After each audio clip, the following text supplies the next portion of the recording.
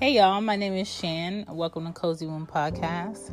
This is a series for Black fathers because Black fathers matter. Black fathers matter to me. Black fathers matter to my children. Black fathers matter when it comes to my brothers, my mentors, my friends. They matter because they set the tone for who our children look up to. They set the tone for how men, women, children, and other elderly people feel protected, feel like, everything they've struggled for was for a good cause because they've seen who they've become. And I want to, I just want to shine a light on them and hear from them in a perspective that sometimes goes unheard because no one cares to ask. Sometimes people look at fathers as if, oh, that's nothing. They're supposed to do that. Why would we, thank you for doing something you're automatically supposed to do? You shouldn't look for any, praise or any thank yous for that. That's standard. That's the basics. Do what you're supposed to do. But when you have a father that's there, that's consistent, that's available, that's attentive, that's caring, that's thoughtful, versus an absent father, versus a father that thinks his life and his now is more important than the child's future. There's a difference. There's a clear difference. And I just want to show appreciation. So this series, I've interviewed many fathers from different places, different backgrounds. And I really just want to pick their brains with different questions. So thank you for listening to Cozy Womb Podcast, and I hope you enjoy.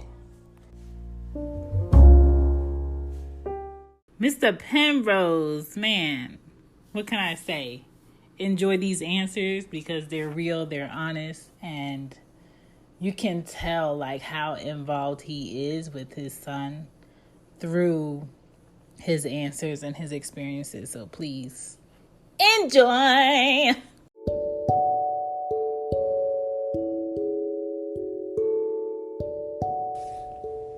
Hey, it's Anya Dula, and I am the host of Intercultured with Anya Dula. Intercultured with Anya Dula is a podcast that focuses on motherhood, culture, birth work, and travel.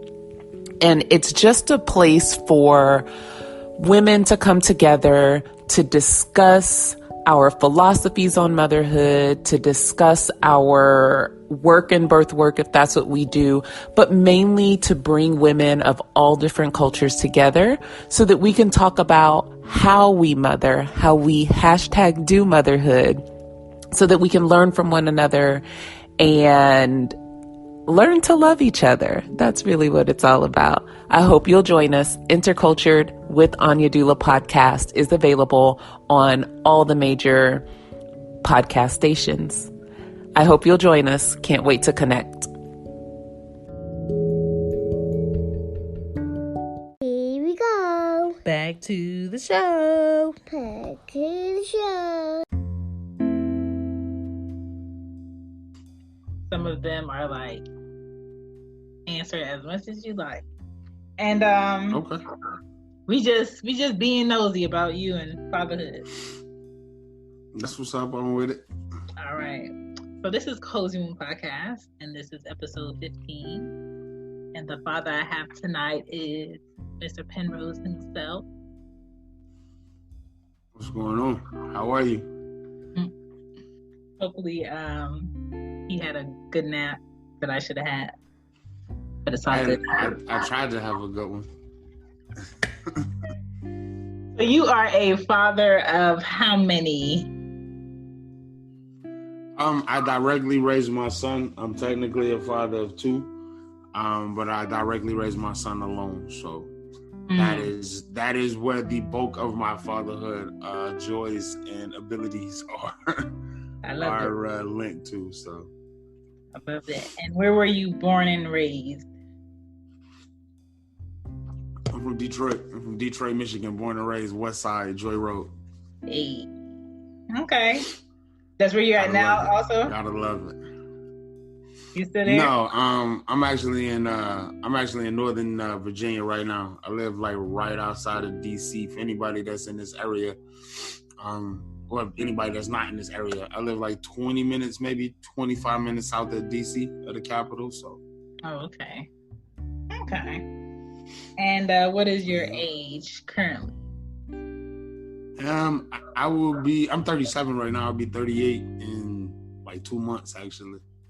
How do you feel? What age do you feel?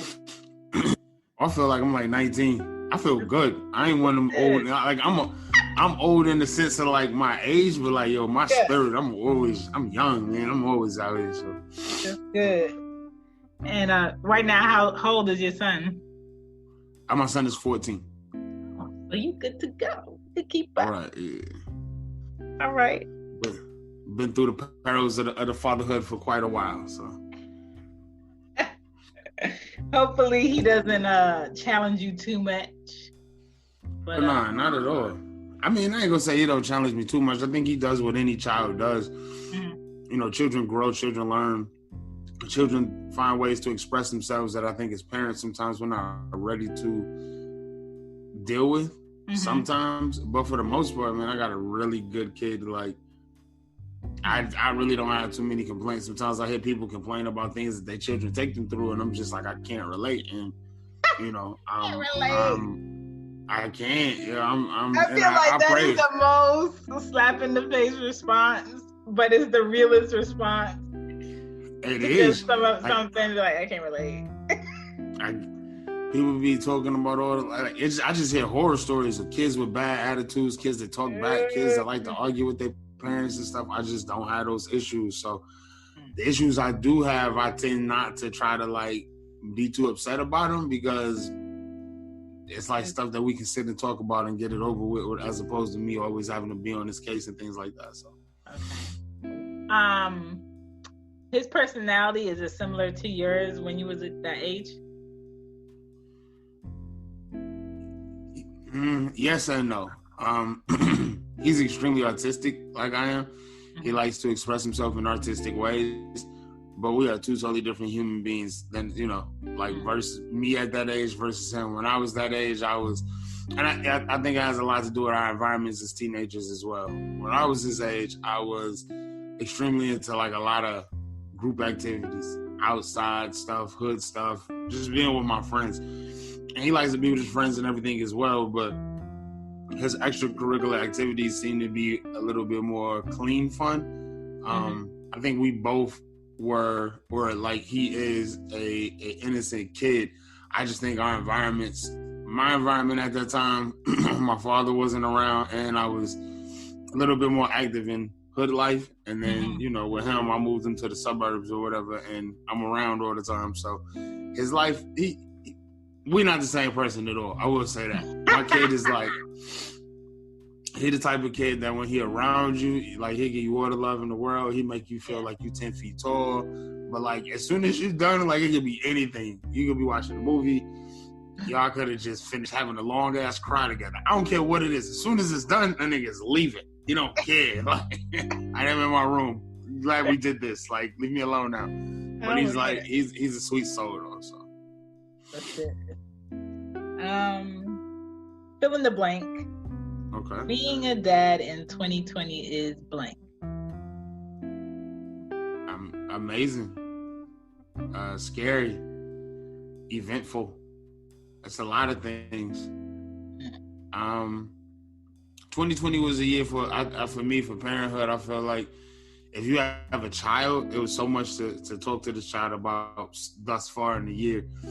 I feel like in every year when things happen, we tend to let the big events that happen linger on.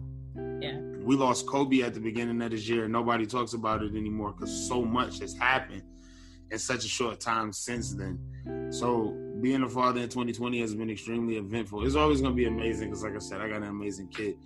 But having to explain to him why the riots, why the protests, continually having to explain being black in America, being a black male in America, and having to deal with those things, it always makes it a more eventful situation.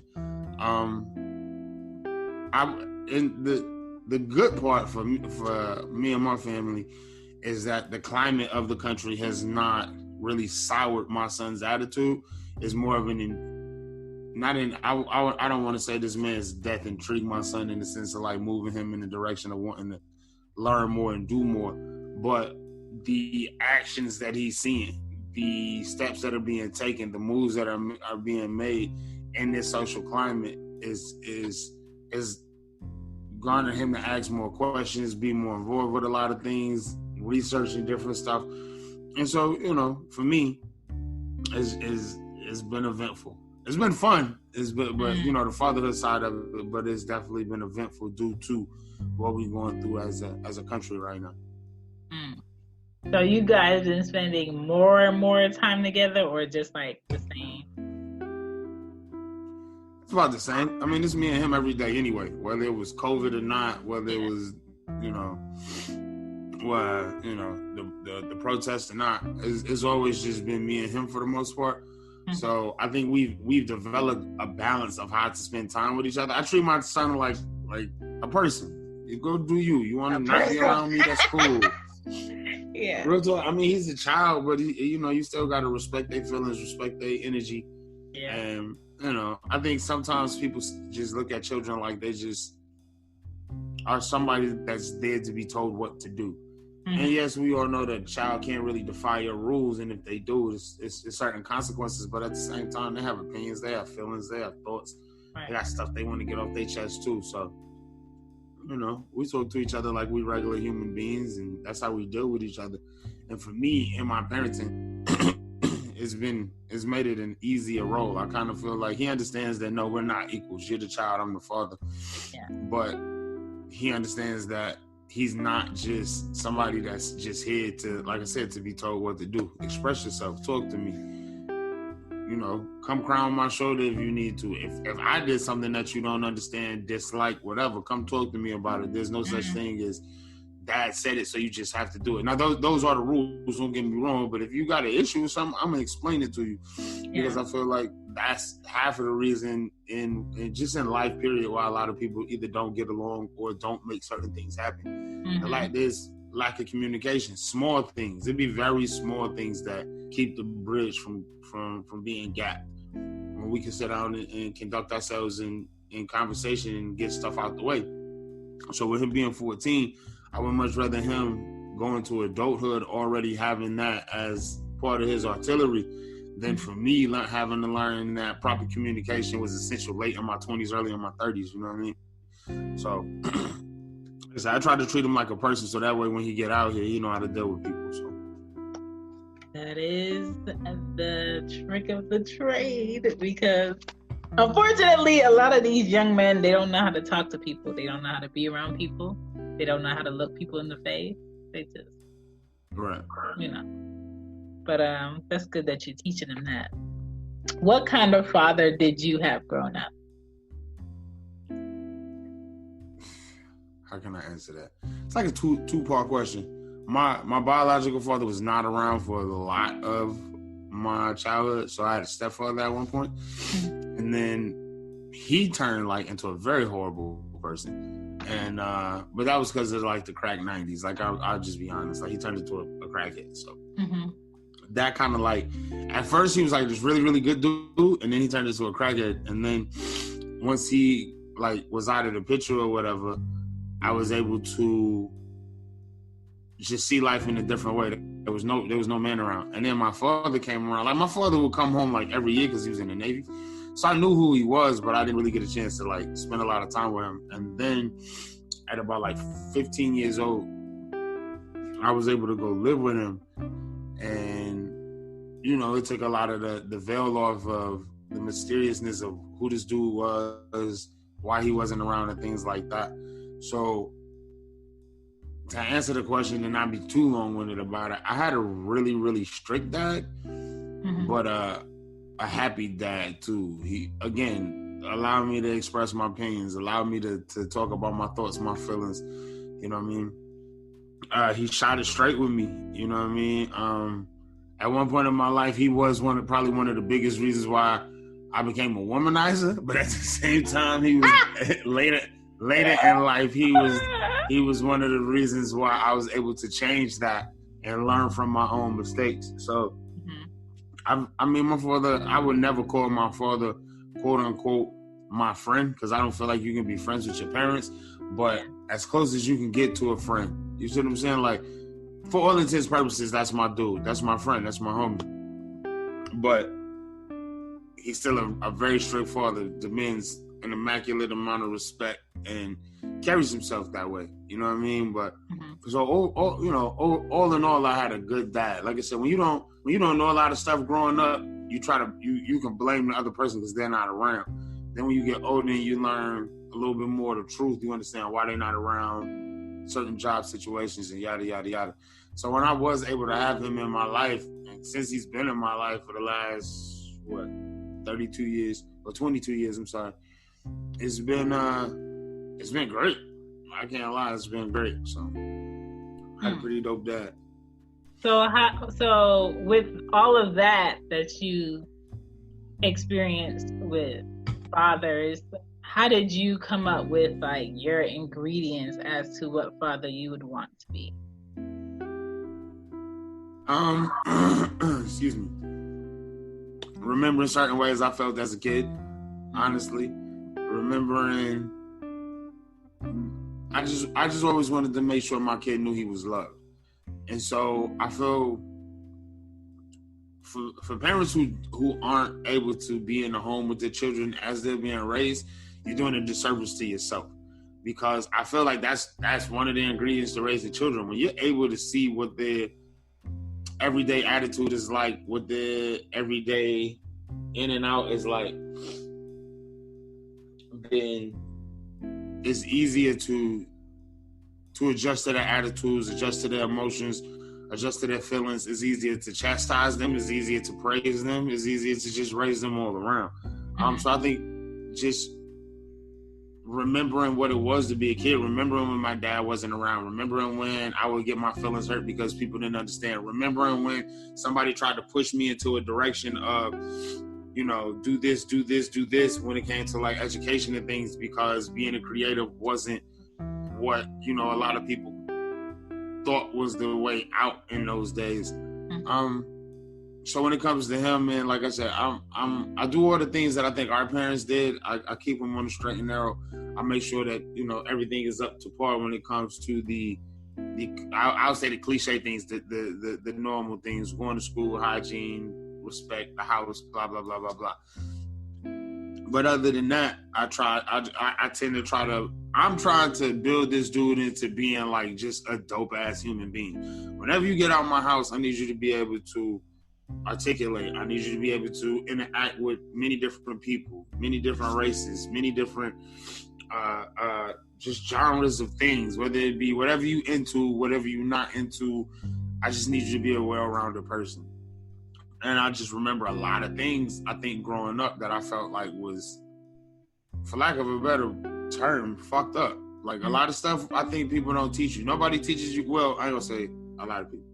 I never got taught how to balance a checkbook. I never got taught how to pay a bill. You know what I'm saying? And I think it's like little stuff like that when you aren't prepared for adulthood, it takes a little bit of the luster away of being in your 20s and going into your 30s, because now you're trying to play catch up and you shouldn't have to.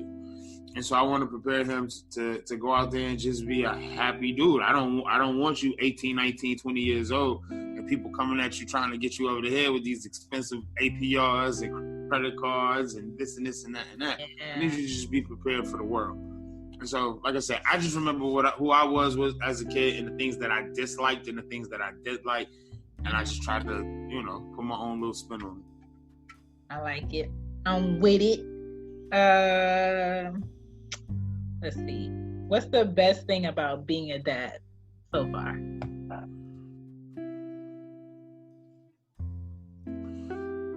Being loved and changing the world all at the same time.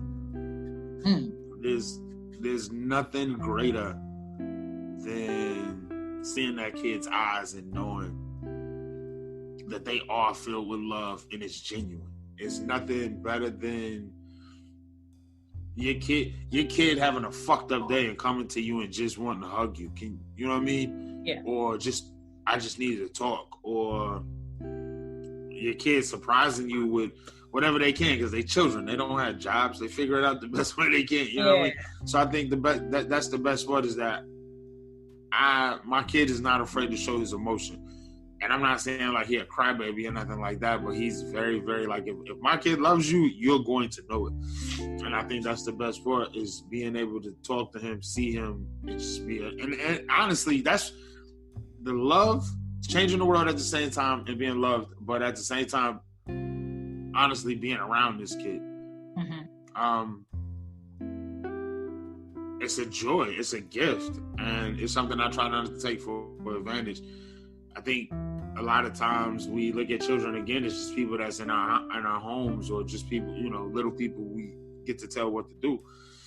But I learned from this kid. I've become more of a sensitive human being because of this child, not because he's a sensitive person, but because, damn, I remember getting yelled at and screamed at and this and that, and it did nothing. Ineffective. It didn't help at all. Yeah. Right. And so to be able to sit and realize that, you're diminishing somebody's value by talking to them this way, it actually helped me be a better person. You know what I mean? And so for him, like I said, I want him to come out as a well-rounded person. So the best part about it, like that's how I get the best part out of it, is by trying to do by trying to make him well-rounded. And so, like I said, I get a lot of love, and I know that I'm changing the world, you know what I mean? Just by sending a productive citizen out into the world. I can't help everybody in that sense in the parenting role, but I'm doing my part by making sure that when this kid leaves my house, if this kid leaves my house and fucks up, it ain't nothing he learned here. Put it down. Yeah. You know what I mean? So that's the best part for me, though. It's just knowing I'm loved every day, and just seeing that the things that he is soaking up is a lot of the productive stuff. So,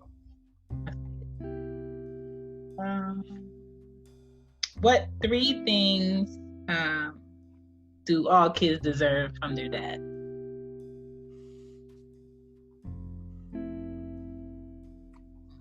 Love, the truth,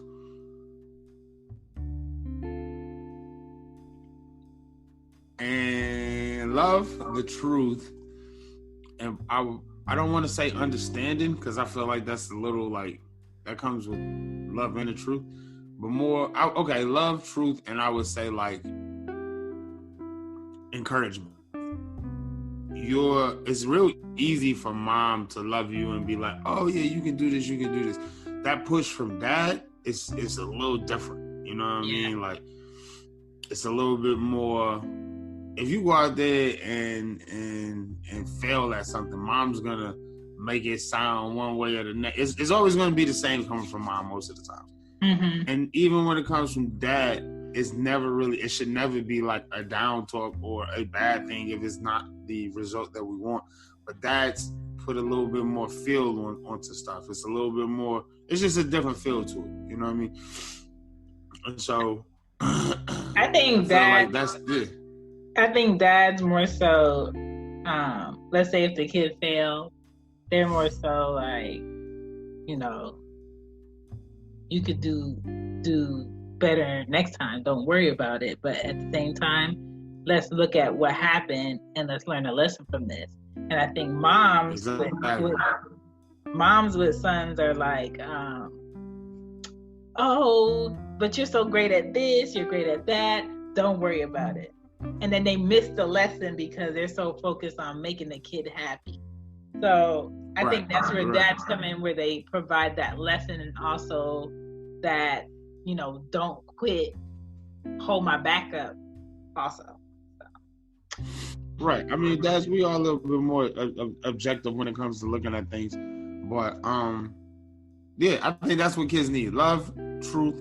And because I don't want to say honesty, because I feel like honesty is an emotion instead of a truth. Is like telling the truth is an action. Just being honest, that's an emotion. I mean, my personal opinion.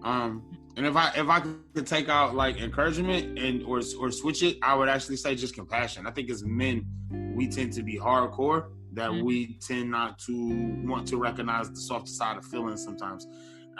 Sometimes when we have daughters, we immediately want to recognize their feelings, but we tend to look at our boys and be like, suck it up. And we don't know that we building time bombs. You building somebody that's closing off a certain section of themselves to the world because we haven't allowed them to verbally express themselves. So and then those boys grow up and get in relationships and they can't connect because they can't take off of that armor. Like, chill out, put your shoulders down.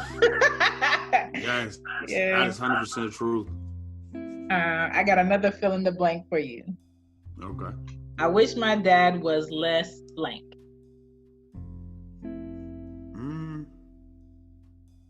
Distant. My father he don't stay too far from me, but just the way that we've always been is that distance sometimes will interfere in our relationship. Not from a negative, but for him to stay as close as he does to me, we don't see each other as much as I feel like we should. And the distance comes from, what's the word? How can I say this? I'll just say a third party, and we'll leave it at that. It's actually pretty ironic because I had to have a conversation with my father just today, actually like 5-6 hours ago, and allow him to know some things that I felt like was hindering our relationship as father and son. And just the way that our family works, it's like going down the timeline or down the family line. My great granddad's the only boy, my granddad's the only boy, my dad's the only boy, I'm the only boy, my son's the only boy, right? But on those tiers, we have always been, so like my granddad was, his brothers and sisters, his sisters came to him. My daddy the same, me the same, and I'm pretty sure it'll be the same for my son when he gets older. And so for me, it's like when you are a focal point in your family for whatever reason, there's certain things that need to be addressed through you, by you, and you just got to be able to handle that role that's in your family.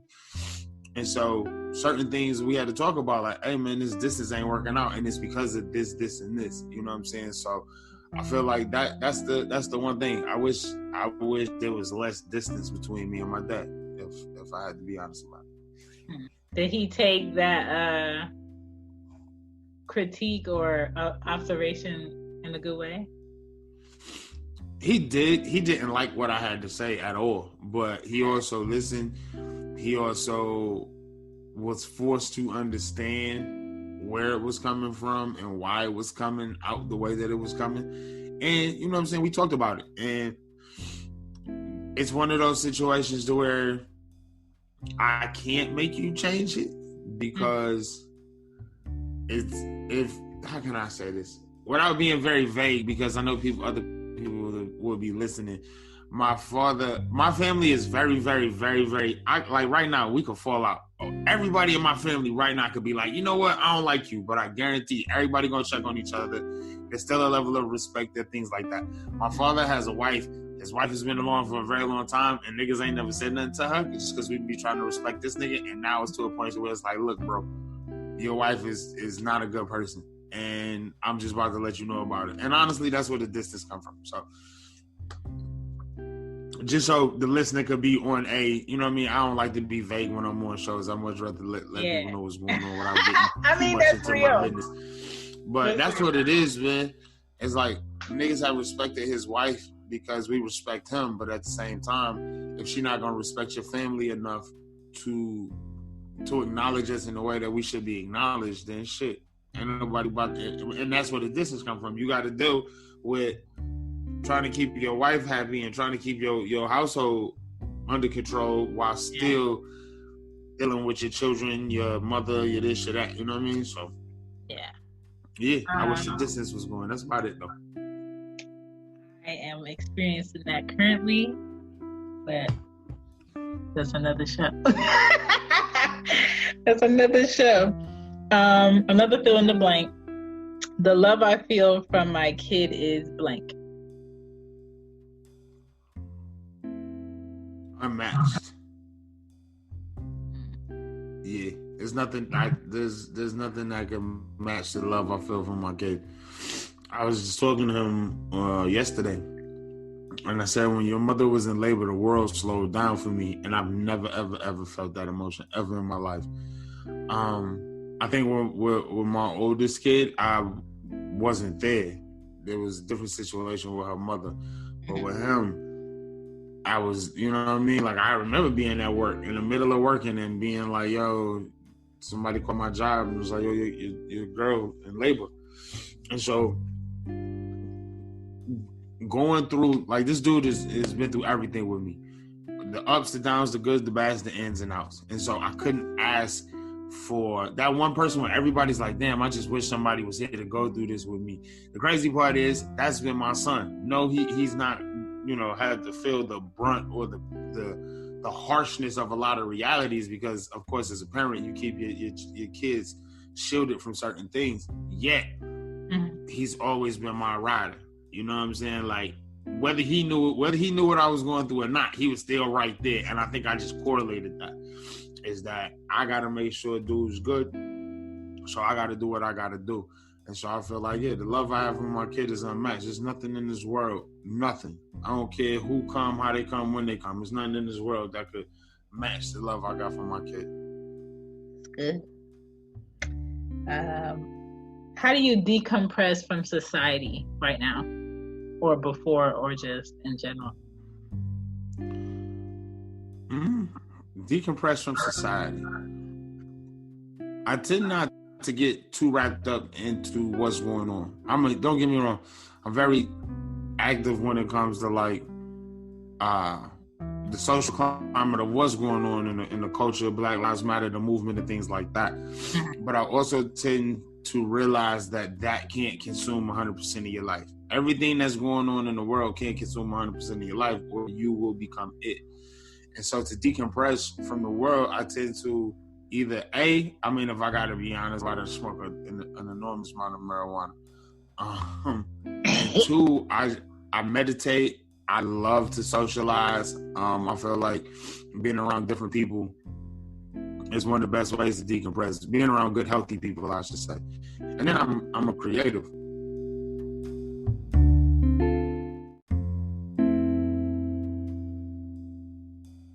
The question is, does your son respect you, or does he fear you?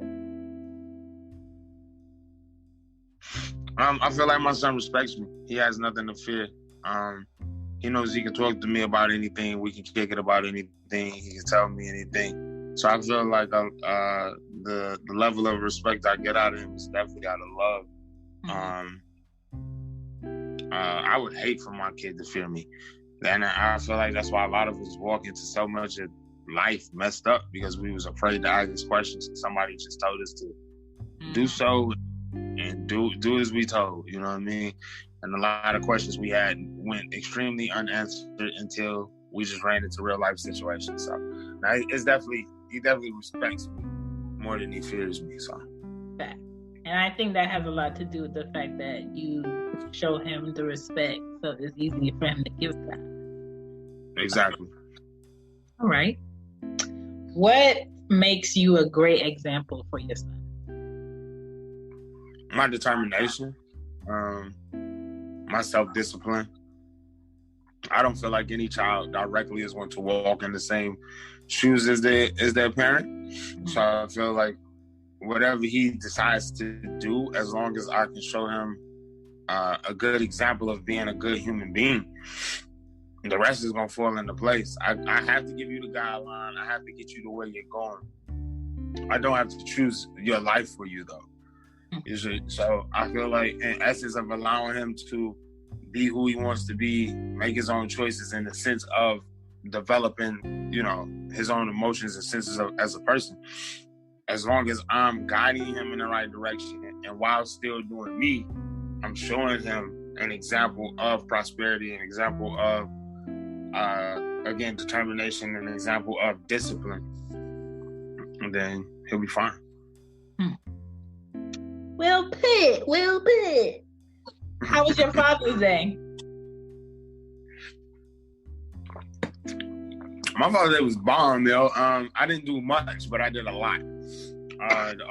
He took me to But for one, the weekend was just great. We ended up in Philly to see well, I call her Killer. Her name is Kayla. I don't know, like on on Twitter her joint is Vitamin K, and on Instagram it's Kilogram. Yeah. But she's part of the podcast Brother Show.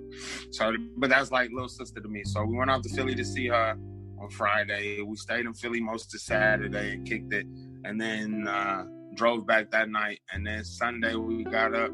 She took me out to DC for lunch.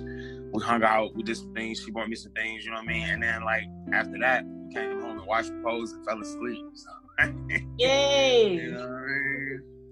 That sounds like a good weekend. Yeah, man. And I'm a huge Pose fan, and I just finished season 2, so binge watching that with her. Man, I fell asleep. It was a simple Father's Day, but it was great. I was just happy to be with my family, to be with her and my son. And, you know, everybody got suited and booted and looked good for the day. So it was just, we had fun. Yeah. Me and my 6-year-old, we discovered Pose season 1, and we've been stuck on it. And we watched, when I tell you we sat and watched Pose episode after episode after episode from season 1, and then season 2, we watched that all together. So now that it's on Netflix, she probably would see it and want to watch it. Yeah, it's a good, good show. Yeah, it's definitely a good show. It's a lot of turns. I was just like, man, but I wholeheartedly mess with that show. So yeah, it was needed though. People needed to see that perspective. I think so. I mean, for things to be, and I don't even think for things to be accepted is why it's needed. I think it was more for things to be understood a little bit better. That's what I mean. Yeah. You know what I mean? So I think the acceptance is already there, but I definitely feel like a lot of the conversations that people have and a lot of unsureness that especially a lot of men walk around with in regards to how to address people in the LGBT community, how to differentiate certain things and that, you know what I mean? Yeah. And one of the dopest things I love about that show is everybody that plays a transsexual on that show is a transsexual in real life. And every gay dude on that show is a gay dude in real life. Every gay woman, you know what I mean? And this is one of those things where, because a lot of people, well, I ain't gonna say a lot of people, I have heard people make certain comments, and I'm just like black people are always like, how come they don't get us to play us? It's the same thing. Why wouldn't you get a transsexual to play a transsexual? Why wouldn't you get, you know what I'm saying? Right. So it's the same thing either way around. So I enjoy that show wholeheartedly. I think it's dope. I think it was needed, and I'm glad it's around. So next question for you. What is the best dad example of how you father that's been on a show or a movie? The best example of how I father that has been on a show or a movie? Yeah. Let's see. That's a good ass question. That brain? That's a really good question, young. Because I could say Pursuit of Happiness, but that's not really a good example. I think that was just the love part. Like, he really did give a fuck about his kid. But, let me think, man. I gotta really, really think about that one. Because I'm trying to think of a show or a movie where fatherhood is like okay. Shit, Fresh Prince, Uncle Phil. Okay. That's a good one. I raised my kids like Uncle Phil raised his. I don't pull no punches. I ain't about to sit here and coddle you, but at the same time, I recognize you a person. I'm going to love you like you're a child. I'm not going to treat you like you're an adult or talk to you like you're an adult.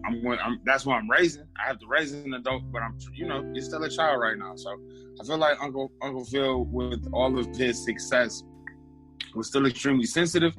He had an open ear. He was stern. He was strict. He was funny, and he loved those kids. So I would say, yeah, if minus living in Bel Air in a big mansion, probably Uncle filling it up around here.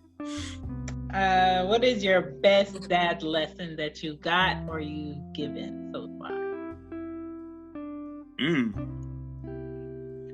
best that lesson that I've like a lesson as in like maybe taught another man or just like something else. Maybe another man, another whatever. Right. Or another parent. Period. Yeah. Honestly, it's something that I just been echoing this whole time we've been talking. Just to be emotional, to be. Actually, I won't even say be emotional. I would say be more empathetic. These children are grown up in a different time, but yet they still have the same emotions. They still got to grow up and go through sexual emotions. They still go through identity emotions. They still go through, am I smart enough? They still go through, why am I so damn smart? Or the ones that's, you know what I mean? Kids go through different things. And I think as people, we always are like, it's like that dude that was like super good at basketball or super good at football, and his kid wants nothing to do with sports. And that person gets upset or takes it the wrong way. You're not being empathetic to their emotions or their feelings. And so I think that's the greatest lessons I've learned. And one of the, like, I've had to have a talk with a man about this, being empathetic to your kids. Your kids aren't going to be who you want them to be 100%. You can't dictate their life. You just have to lead them down the right path. And so, yeah, that honestly would be it. Because I think everything else with parenting, like, there's no handbook there, but I think some stuff is just huge common sense. But emotionally, a lot of men are extremely toxic because we weren't taught right. And so I feel like for me, being empathetic towards his feelings and being empathetic towards him as a human being and meeting him where he is in life as opposed to expecting him to meet me where I'm at is one of the greatest lessons I was able to understand and receive. That's good. You know what? You answered some questions for me within the answers for other questions. So I'm out of questions. Do you have any questions?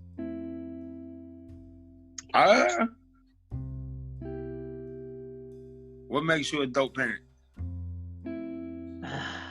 I'm realistic. I take all my observations, I take all my research, and I take all my examples of what I didn't like growing up, and I pour all the good stuff into my kids, and I block them from all the negativity, but I talk about the negativity. I don't let them experience. That is pretty dope. I can dig that. Yeah, man.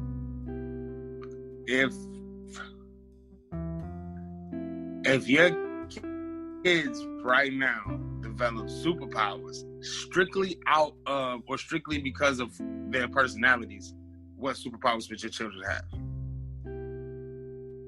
Anya, my 6-year-old, would be able to know anything at any given moment because she's super inquisitive and she's very smart for her age. And then Aria, she's a pit bull. Like, she's 3, but she don't take nothing from nobody. She gonna tell you about yourself, and then she's gonna come back and hug you and be like, I did that because you did this. Right. That's just her. So I'm not even worried about who they're going to become because I know it's gonna be great because they just know how to just stand up in who they are. They don't hide it from anybody. So. Okay. Go on. And if you had to give a father a piece of advice from the sense of motherhood, what would it be? Always ask how you can help right now, whatever the situation is, and always look and research your own ways to be supportive in a situation. Because I think mothers automatically feel a love and a connection to a child. And I think fathers have to be there from the beginning to develop that bond with that child so they can understand, like, this is why I go so hard. This is why it matters. And if that time is not given to fathers for that bond to be made, it's kind of like, why would you ever expect them to care more when they don't know why they care, why they should care? They never experienced this kid. So I think more mothers would benefit if they gave fathers the space and the time and the consideration to develop that bond no matter what. And this is coming from a mom of two that has two fathers for her kid, but they parent different ways, and they're both still learning. One is going to be 41 that's still learning, and one is going to be 27 and still learning. So to me, it doesn't really mean anything as far as the age goes. It's a choice to get better. It's not automatic. Right. So, that's what's up. That's my thing. That's what's up. I think I'm not worried about you in fatherhood. I think you have that handled. I think you have that handled, and even if you don't spend as much time with any kids that you have, whatever your thoughts are, write it down. I think the best gift for our kids now and their kids that's going to come up later in life is the fact that everything we do is documented. They can go online, they can Google it, and they can know our thoughts. So even for like one of my brothers, he's legally not able to be in one of his kids' life like he should. He knows of her, you know, from however he gets his source or his recent picture, but there is no like relationship being built because of what we call them third party. So I always tell him, like, even if you guys don't have that relationship right now, she's still gonna grow up and have questions. Especially the fact that you have 3 other daughters that you care for and you take care of and you have this relationship with. So I tell him, like, write her letters, put it in a box, and one day when she comes to you, because she will come to you, you have something to give her. Because sometimes when kids, especially girls, get a certain age and they get older, they don't want to hear no sorry or I apologize or I tried or someone wouldn't let me. You just gotta show up with like the fact that you can see them in thought. So that is my thing. But I want to say thank you for just being the difference when it comes to fathers, making that choice and taking on that position where you're like, okay, I'm gonna raise my son and I'm gonna do it the best way I know how, and you're doing it in a good way, and I think that's very commendable. Well, thank you. I think at the end of the day, honestly, because a lot of people always ask why are you raising this kid? And I remember telling his mother, I said, yo, there's never going to be another man that has a chance to raise my son. I said, so I'm taking him with me.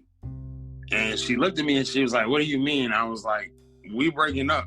He coming with me. I said, I just remember it. I remember having, and I think, again, going back to being a kid, my stepfather was there. My stepfather was great. And then he became horrible.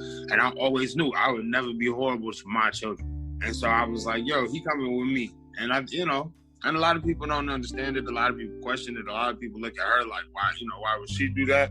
Yeah. Excuse me. But at the end of the day, I just felt like, yo, this is a man child and he needs his father. And it's been a road, but I wouldn't change it. So that's good. I appreciate this. Thank you so much. Thank you for having me, man. This has been good. This has been fun. You gave some good answers. Oh, well, I try. Oh, man. Please make sure to check out Paco and Penrose podcast. Hashtag it. Add them on IG. Add them on Twitter. Two funny guys giving you Midwest-esque answers on different topics. Enjoy. Thank you for listening to Cozy Womb Podcast. Bye. Bye.